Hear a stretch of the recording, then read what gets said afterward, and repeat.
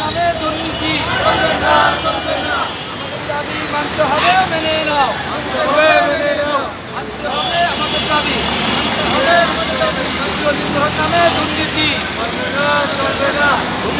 নামে দুর্নীতি। আপনারা ব্যানারে লিখেছেন ঘেরাও স্মারকলিপি প্রদান।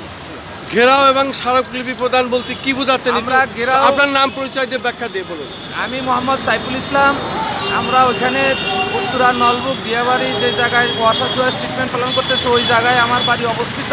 আচ্ছা, ওখানে আমাদের 3টি মাদ্রাসা রয়েছে, 2টি মসজিদ রয়েছে, 2টি খেলার মাঠ রয়েছে, বিজিএমই স্কুল খেলার মাঠ, মাইলস্টোন কলেজ এবং পরশমণি স্কুল, পুলিশ লাইন এবং মেট্রো রেল। সেই ঘনবসতি এলাকা, আবাসিক অভিজাত এলাকায় ওয়াসা সুয়ারেজ ট্রিটমেন্ট প্ল্যান করতেছে।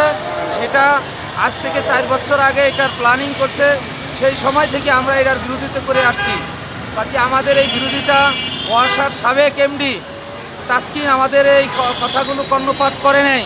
বিদায় আজকে আমরা ন্যায্য দাবি আদায়ের লক্ষ্যে বর্তমান তত্ত্বাবধায়ক সরকারের উপদেষ্টা মণ্ডলী সহ যারা উপদেষ্টা রয়েছেন সবার কাছে আমাদের এই ন্যায্য দাবি নিয়ে আমরা রাস্তায় নেমে এসেছি। মা বোনদেরকে নিয়ে আমাদের বিটি বাড়ি যেন রক্ষা হয়। আমরা আমাদের বিটি বাড়িগুলো ওয়াসা সুয়ারেজ ট্রিটমেন্ট প্ল্যান করার জন্য দিব না। পাশে সরকার যদি এটাকে স্থানান্তরিত করে তাহলে 1500 কোটি টাকা সরকারের সাশ্রয় হয়, দেশের অন্য কাজে লাগাইতে পারে। আমরা মনে করি এই আমাদের বাড়িঘর ঠিক রেখে সরকার যেন সেটাকে অন্যথায় নিয়ে যায়, এই দাবি নিয়ে আমরা রাস্তায় চলে আসছি। আপনারা কতগুলো পরিবার এখানে? আমরা এখানে 300 পরিবার ক্ষতিগ্রস্ত রয়েছি। আপনাদের ক্ষতির পরিমাণ কি পরিমাণ অর্থ বলতে পারবেন একটু সংক্ষেপে? কি পরিমাণ আপনাদের ক্ষতি? এখানে আমাদের ক্ষতির কোনো সীমানা নাই। ইতিপূর্বে আমরা 4 বার আমাদের এই জায়গাগুলো সরকার এয়ারপোর্ট থেকে আবাসিক এই উত্তরা মডেল টাউন করতে যেয়ে 4 বার আমাদেরকে ভূমি অধিগ্রহণ করেছে। এখন আর আমাদের বিগত সরকার বলছে আর ভূমি অধিগ্রহণ করবে না।